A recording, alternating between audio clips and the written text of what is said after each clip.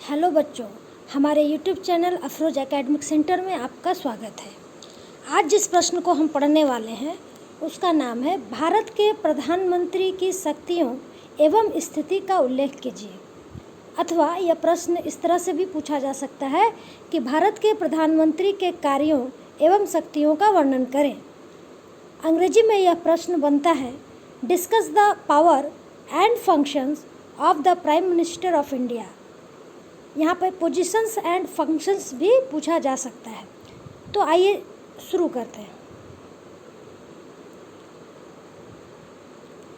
देखिए, भारतीय संविधान की धारा 74 के अनुसार राष्ट्रपति को सहायता और परामर्श देने के लिए एक मंत्री परिषद होगी जिसका प्रमुख प्रधानमंत्री होगा।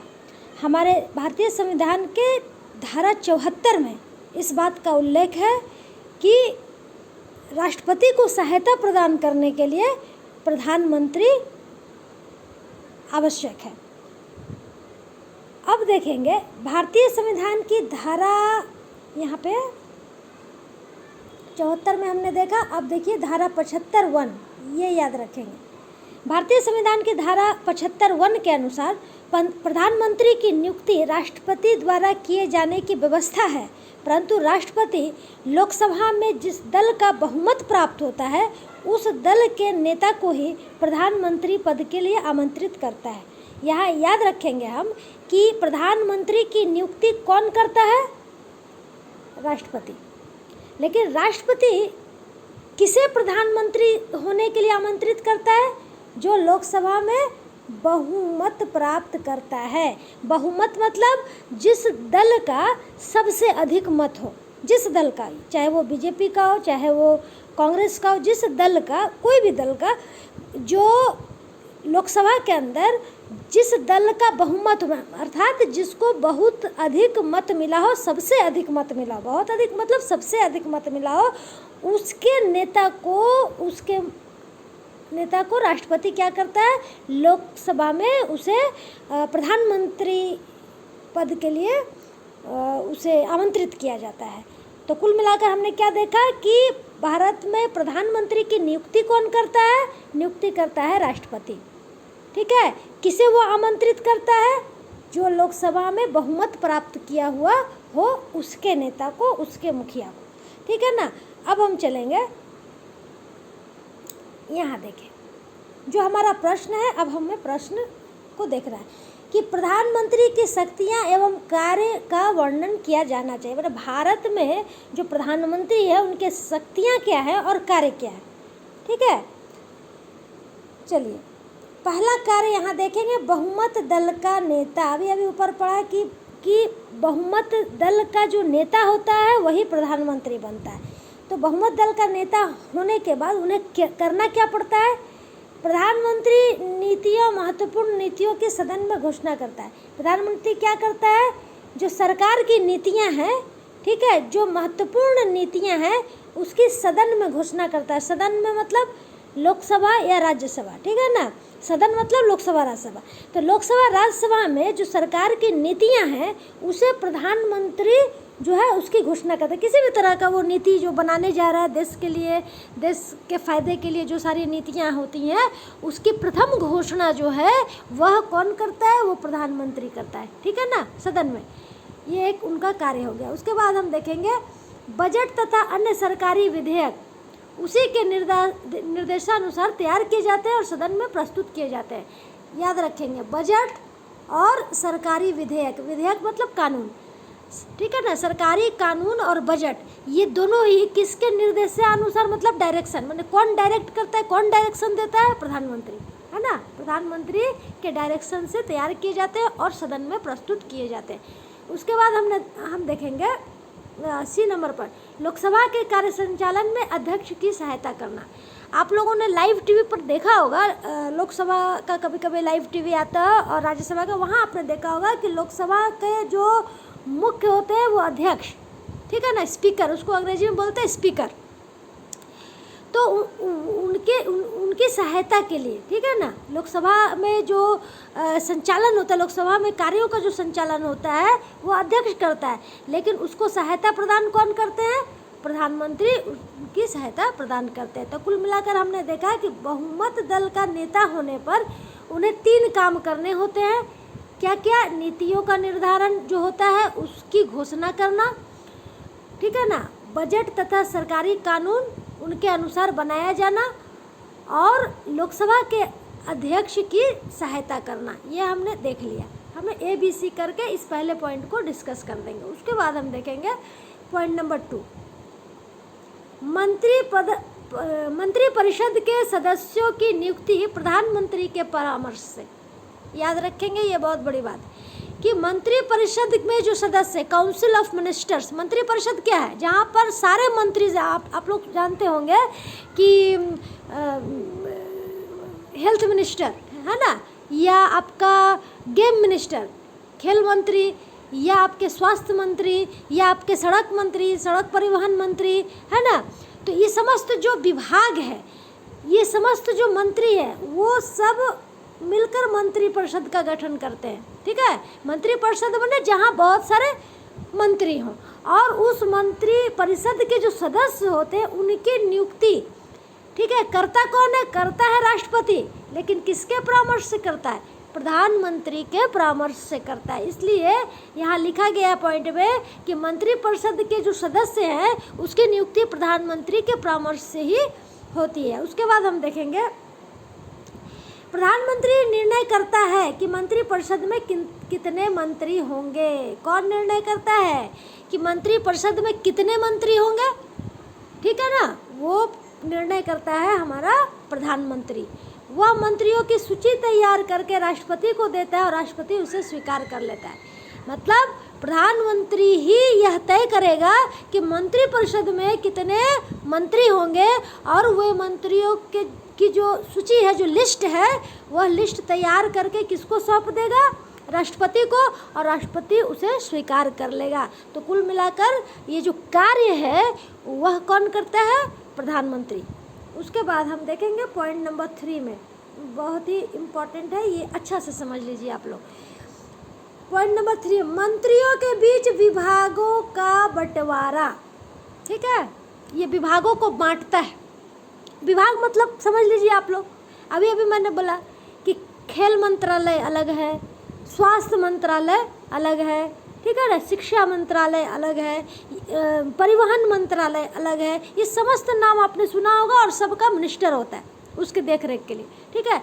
तो प्रधानमंत्री क्या करता है कि कौन व्यक्ति किस मंत्रालय के लिए उपयुक्त है, उसे वो विभाग दिया जाता है, ठीक है ना। जैसे जो खेल से संबंधित व्यक्ति है उसे खेल मंत्रालय, जो स्वास्थ्य से संबंधी लोग हैं, सदस्य हैं, उसे स्वास्थ्य मंत्रालय। इस तरह वो क्या करता है, वो मंत्री, यहाँ एक ए नंबर में देखिए, वह मंत्री की शिक्षा, योग्यता और अनुभव को ध्यान में रखकर विभागों का बंटवारा करता है। यानी कि जब प्रधानमंत्री उन्हें विभाग सौंपता है तो वो क्या क्या देखता है कि उस मंत्री का शिक्षा, उसकी योग्यता और उसका अनुभव, ये तीनों देखकर उसे वो डिपार्टमेंट जो है सौंपा जाता है। उसके बाद हम देखेंगे कि और क्या काम है। बी नंबर देखिए, मंत्रिपरिषद का अंत भी प्रधानमंत्री की इच्छा पर ही निर्भर करता है। जिस तरह से मंत्रिपरिषद में ये मंत्रियों के लिस्ट तैयार करते हैं, ये मंत्रियों को विभागे बंटवाते हैं, उसी तरह मंत्रिपरिषद का अंत, मतलब अंत भी किस पर निर्भर करता है? प्रधानमंत्री पर। अगर प्रधानमंत्री चाहे तो वो काउंसिल ऑफ मिनिस्टर्स को, वह मंत्रिपरिषद को भंग कर सकता है, ठीक, उसे समाप्त कर सकता है, ठीक है ना, और फिर से नया मंत्रिपरिषद गठन कर सकता है और अलग अलग सदस्यों को मंत्रालय फिर से बांट सकता है। तो इस प्रकार मंत्रिपरिषद का जो लाइफ है वो किस पर डिपेंड है? प्रधानमंत्री पर। इसीलिए सभी मंत्री को प्रधानमंत्री के अंतर्गत ही रहकर काम करना होता है, वो दायित्व होता है उनका, ठीक है ना। उसके बाद हम चलेंगे 4 नंबर पॉइंट देखिए, यहाँ पे बहुत जल्दी जल्दी मैं आप लोगों को बता दूं।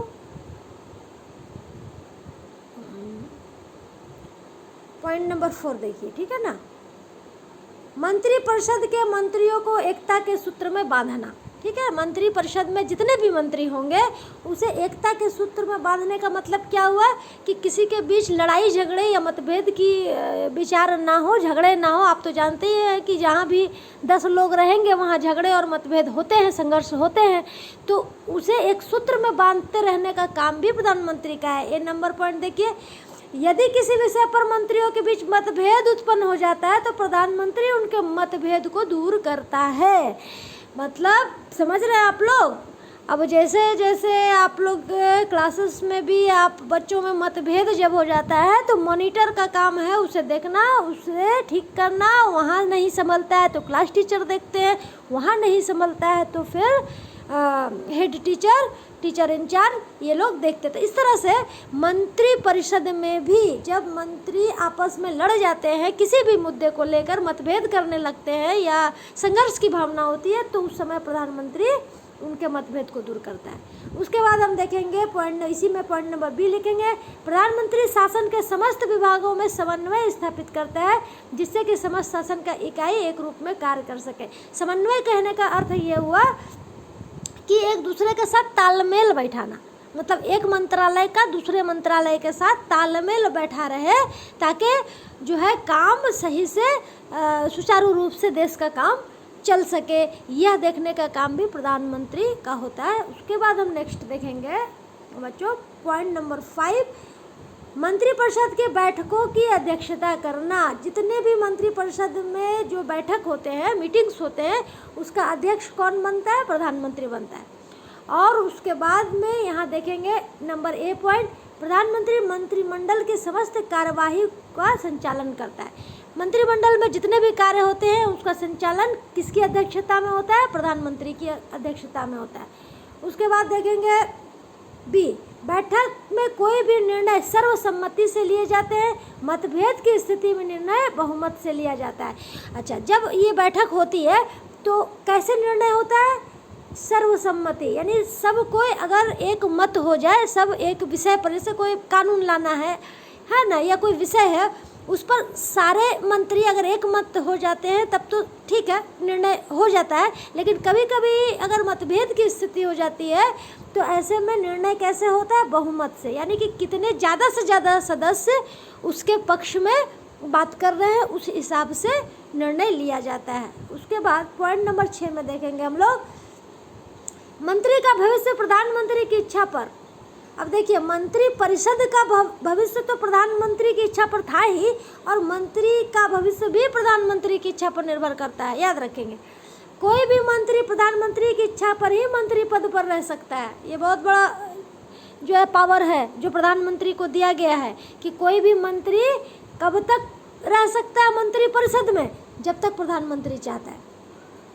प्रधानमंत्री के नहीं चाहने पर उसे मंत्रालय नहीं मिलेगा, वो मंत्री नहीं बन सकता है। तो ये एक महत्वपूर्ण बात है। उसके बाद देखेंगे हम लोग बी, किसी भी मंत्री से वह त्याग पत्र मांग सकता है, और यदि वह त्याग पत्र नहीं दे तो राष्ट्रपति से शिकायत करके उसको पद से हटाया जा सकता है। याद रखेंगे कि कोई भी मंत्री से वो त्याग पत्र मांग सकता है, किसी भी विषय की जानकारी अगर उन्हें प्राप्त हुई है और वह उनसे त्यागपत्र चाहते हैं, लेकिन वह यदि त्यागपत्र ना दे, मंत्री अगर त्यागपत्र ना दे तो फिर किसे वो शिकायत करता है? प्रधानमंत्री किसे करता है? राष्ट्रपति को।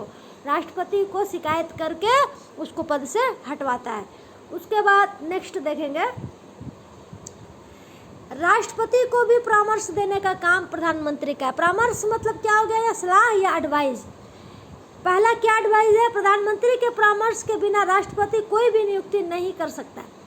जैसे उच्चतम तथा उच्च न्यायालय के न्यायाधीश, उच्चतम और उच्च न्यायालय, यहाँ देखेंगे उच्चतम न्यायालय मतलब सुप्रीम कोर्ट SC, और उच्च न्यायालय मतलब HC हाई कोर्ट, है ना। तो इसके जो इन न्यायालय के जो न्यायाधीश है, न्यायाधीश मतलब जज, ठीक है ना, जज, इनकी नियुक्ति या फिर राजदूत की नियुक्ति, राज्यपाल गवर्नर की नियुक्ति, सेना के सेनापति, समस्त आयोगों के अध्यक्ष जैसे UPSC SPSC, है ना, ये सब के अध्यक्ष जो है और जितने भी ऊंचे पदाधिकारी है, बड़े पदाधिकारी है, उनकी नियुक्तियां व्यवहार में प्रधानमंत्री ही करता है। व्यवहार में, यहाँ याद रखेंगे, व्यवहार में प्रधानमंत्री करता है, मतलब कि करता है राष्ट्रपति, लेकिन किसके परामर्श से करता है? प्रधानमंत्री के परामर्श से ये बड़ी बड़ी नियुक्तियां मैंने अपॉइंटमेंट माने उसको उनका पद दिया जाता है प्रधानमंत्री के परामर्श से। तो हम देख पा रहे हैं कि हमारा प्रधानमंत्री कितना पावरफुल है, कितनी शक्तियां उन्हें प्रदान की गई हैं। उसके बाद देखिए पॉइंट नंबर 8, मंत्रिपरिषद और राष्ट्रपति के बीच एक कड़ी। अब देखिए, मंत्रिपरिषद का मुख्य प्रधानमंत्री था, पता है, प्रधानमंत्री ही मंत्रिपरिषद का गठन करता है, और राष्ट्रपति के बीच का जो लिंकिंग पॉइंट है वो है हमारा पीएम, है ना। मतलब मंत्रिपरिषद डायरेक्ट राष्ट्रपति से कुछ नहीं बोलता है, ना राष्ट्रपति डायरेक्ट मंत्रिपरिषद से कुछ बोलता है। मंत्रिपरिषद कुछ भी प्रधानमंत्री से कहते हैं और प्रधानमंत्री उसे राष्ट्रपति तक पहुंचाते हैं, और राष्ट्रपति कुछ भी जानना चाहे मंत्रिपरिषद के मंत्रियों के बारे में तो उसे प्रधानमंत्री से पूछना होता है। तो ये एक तरह का कड़ी का काम करते हैं। क्या करते हैं? मंत्रिपरिषद और राष्ट्रपति के बीच एक कड़ी है। नंबर ए देखेंगे, कानून निर्माण और संसद से संबंधित यदि राष्ट्रपति कोई जानकारी चाहता है तो प्रधानमंत्री राष्ट्रपति को जानकारी देता है। कोई भी कानून बन रहा है संसद में, संसद मतलब लोकसभा राज्यसभा में, तो यदि राष्ट्रपति उसका ब्यौरा मांगता है, उसकी जानकारी चाहता है, तो कौन उसको प्रोवाइड कराता है, कौन उसको देता है, कौन प्रदान करता है? प्रधानमंत्री। यानी प्रधानमंत्री का काम है राष्ट्रपति को जानकारी प्रदान कराना। उसके बाद हम देखेंगे पॉइंट नंबर 9, प्रमुख प्रवक्ता। प्रवक्ता माने बोलने वाला, ठीक है ना, कौन बोलेगा। अगर मान लो मीडिया पहुंचती है आपके पास में तो उसे स्पोक्स माने कौन बोलेगा, तो प्रमुख प्रवक्ता के रूप में यहाँ पर प्रधानमंत्री काम करते हैं। प्रधानमंत्री संसद में देश और विदेशों में सरकार की नीतियों की अधिकृत प्रमुख प्रवक्ता है। मतलब संसद में देश और विदेश की जो सरकार है, वहाँ की जो नीतियाँ हैं, उसके बारे में बोलने का अधिकार किसको होता है? प्रधानमंत्री को। कहाँ पर वो बोलते हैं? संसद में। किसके बारे में बोलते हैं? देश और विदेश के सरकार की नीतियों के बारे में, है ना। प्रमुख प्रवक्ता मतलब बोलने वाला, बताने वाला, जानकारी देने वाला। कहाँ पर जानकारी देने वाला? संसद में। कौन देता है? प्रधानमंत्री। किसके बारे में देता है? देश विदेश के सरकारी नीतियों के बारे में। तो वो एक प्रमुख प्रवक्ता है। उसके बाद प्रधानमंत्री संसद में स्पष्टीकरण देकर प्रत्येक मंत्री की सहायता करता है और देश का मार्गदर्शन करता है। हाँ, कभी कभी देखिएगा कि लोकसभा या राज्यसभा में कोई मंत्री कुछ बोलता है, कोई अन्य मंत्री, और उनकी भाषण में या उनकी भाषा में किसी तरह की बात जो है स्पष्ट नहीं हो पाती है कि वो क्या कहना चाह रहे हैं या उस नीति का मतलब क्या हो गया। अगर कोई नहीं समझ पाए तो उसका स्पष्टीकरण देते हैं हमारे प्रधानमंत्री, और इस प्रकार वो मार्गदर्शन करते हैं, लोगों तक बात पहुंचाने की कोशिश करते हैं, संसद में बात को रखते हैं। उसके बाद वो एक भारत का प्रतिनिधित्व करते हैं। ये जाहिर सी बात है, प्रधानमंत्री जब भारत के होंगे तो भारत का प्रतिनिधित्व करेंगे। प्रतिनिधित्व माने पूरे देश का प्रतिनिधित्व करेंगे। तो यहाँ पर हम लिखेंगे क्या? भारतीय प्रधानमंत्री अंतर्राष्ट्रीय जगत में भारत का प्रतिनिधित्व करता है। जब अंतर्राष्ट्रीय जगत की बात आती है, विदेश जाने की बात आती है अपने सरकारी कार्यों के लिए, अपने देश के कार्यों के लिए, तो वहाँ पर प्रधानमंत्री ही जो है अंतर्राष्ट्रीय जगत में भारत का प्रतिनिधित्व करते हैं। उसके बाद हम देखेंगे विदेश नीति संबंधी निर्णय अंतिम रूप से प्रधानमंत्री द्वारा ही लिए जाते हैं, भले ही विदेश विभाग प्रधानमंत्री के अधीन ना हो, ठीक है ना। भले ही ये जो विदेश विभाग है यह प्रधानमंत्री के अंतर्गत नहीं आता है, लेकिन इस विदेश नीति से संबंधित जो प्रमुख निर्णय है वह प्रधानमंत्री ही लेते हैं।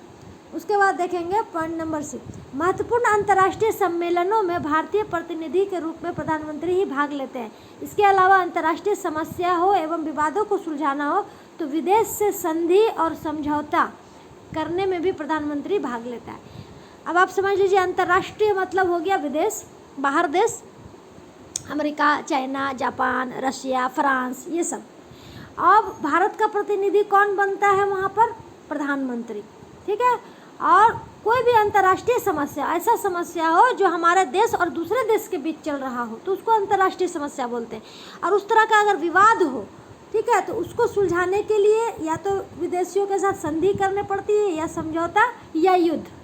ये तमाम मामले जो हैं वो प्रधानमंत्री उसमें भाग लेते हैं, उसमें हिस्सा लेते हैं, वो इन कार्यों को करते हैं।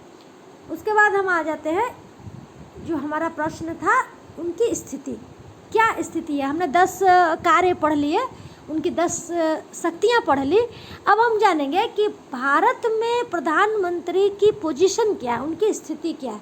देखिए उनकी स्थिति, ये हेडिंग। ब्रिटिश मॉडल पर भारतीय संसदीय व्यवस्था की स्थापना की गई। भारतीय संसदीय व्यवस्था की स्थापना का मॉडल क्या है, वो ब्रिटिश मॉडल।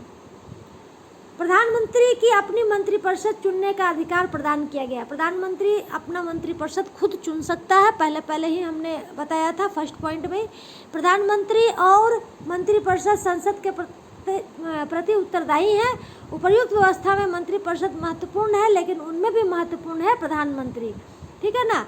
यानी कि महत्वपूर्ण कौन है, मंत्रिपरिषद, लेकिन मंत्रिपरिषद का मुखिया कौन होता है, प्रधानमंत्री। इसीलिए इंग्लैंड के लॉर्ड मार्ले महोदय ने क्या कहा था, यहाँ देखेंगे उनका जो कोटेशन है, प्रधानमंत्री को समान व्यक्तियों में प्रथम कहा गया।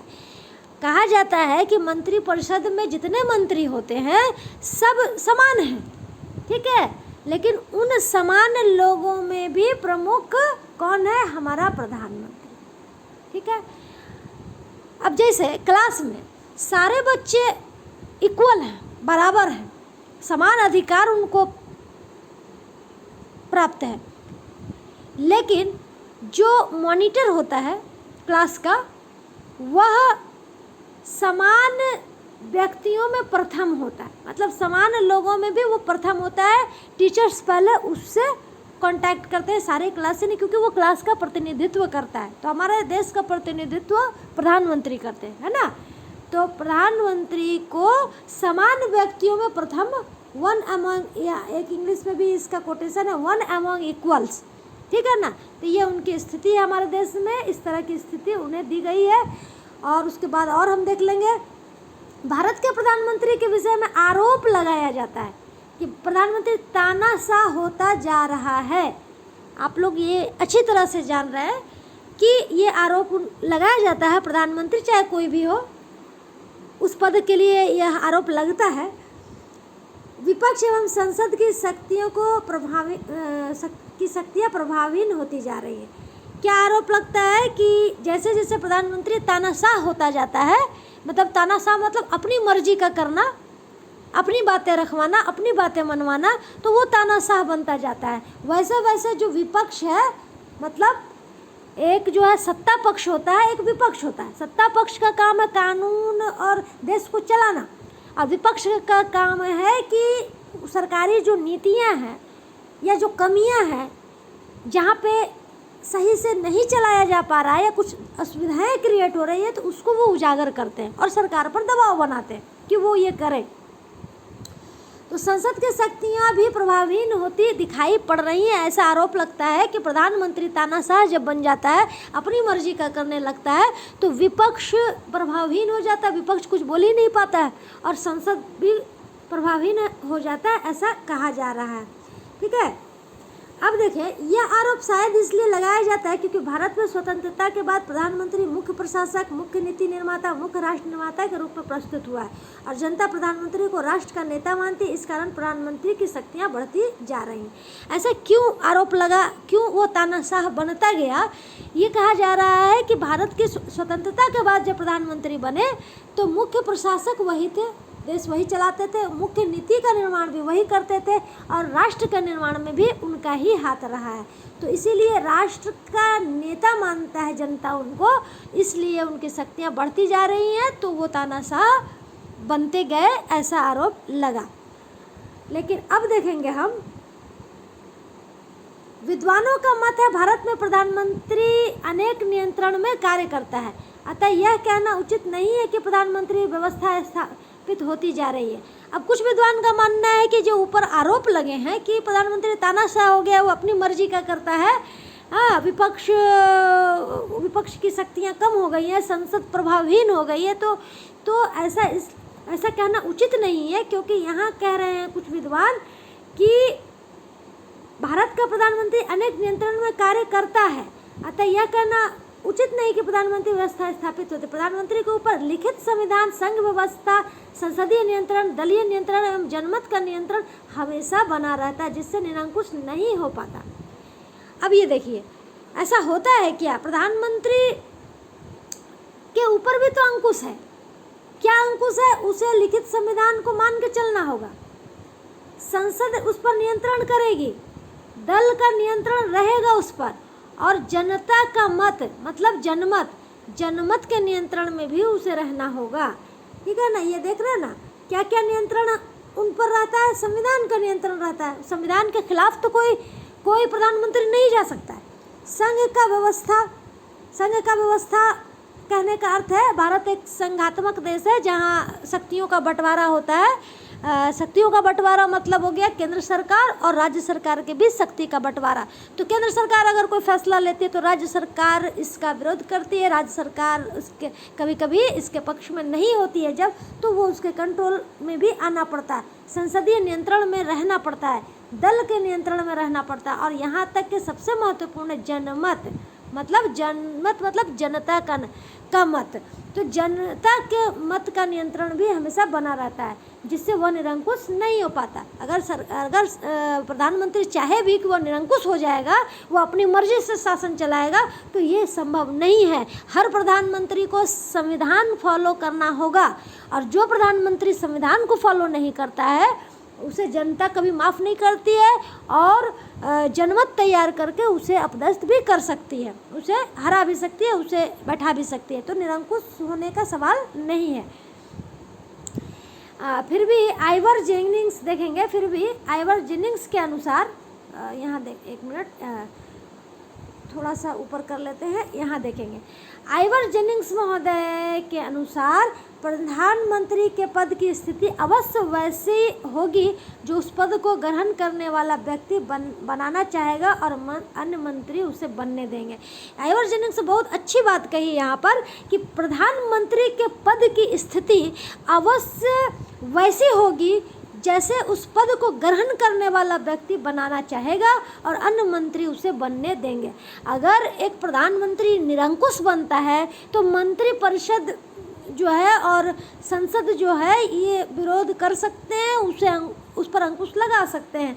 ठीक है, और जो प्रधानमंत्री बनेगा, जो व्यक्ति उस पद को प्राप्त करेगा, ये उस पर डिपेंड करता है कि वह एक निरंकुश शासन स्थापित करना चाहता है या एक ऐसा शासन स्थापित करना चाहता है जिसका कि संविधान के अंतर्गत वो आता हो, संविधान के नियमों को मानते हुए अगर वो कोई कानून लाना चाहता है, संविधान को मानते हुए अगर वह देश को चलाना चाहता है, तो जनता और जनमत उनके साथ होती है। तो ये समस्त बातें मंत्री परिषद और प्रधानमंत्री पर निर्भर करता है कि वह किस तरह से देश को चलाना चाहते हैं, वो निरंकुश बनना चाहते हैं या फिर जनता के मत के साथ और संविधान के नियमों के साथ चलना चाहते हैं। तो आज के लिए बस इतना ही बच्चों। आज ये प्रश्न मैंने व्याख्या कर दिया है। यह प्रश्न आप लोग अच्छी तरह से तैयार करेंगे कि भारत के प्रधानमंत्री की जो शक्तियाँ और कार्य हैं उसका वर्णन कीजिए। आप सबका हमारे YouTube channel Afroz academic centre पर जो इस तरह से रिस्पांस दे रहे हैं, आप लोग जो देख रहे हैं उसे लाइक शेयर कर रहे हैं और सब्सक्राइब कर रहे हैं, तो आप सभी का बहुत बहुत धन्यवाद। अगले प्रश्न को लेकर फिर हाजिर होंगे, तब तक के लिए आज्ञा दीजिए। धन्यवाद।